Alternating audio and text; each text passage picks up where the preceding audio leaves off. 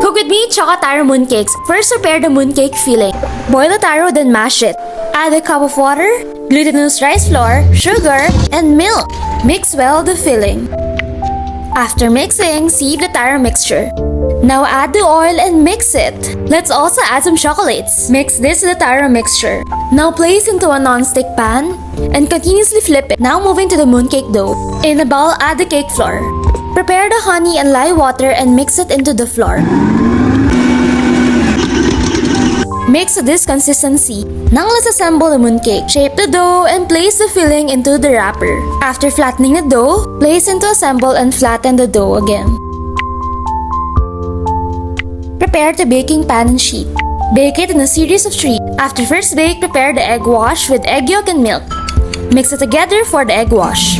Brush this on all the mooncakes, even including the sides. Bake it again and apply the egg wash. Then bake it again. So there you go, the Chocolate Taro Mooncakes. Happy Mid-Autumn Festival! And see you again! Hope to see you again, kamis, in my next videos on my recipes, restaurant and staycation ratings, travel vlogs, lifestyle, music, and art.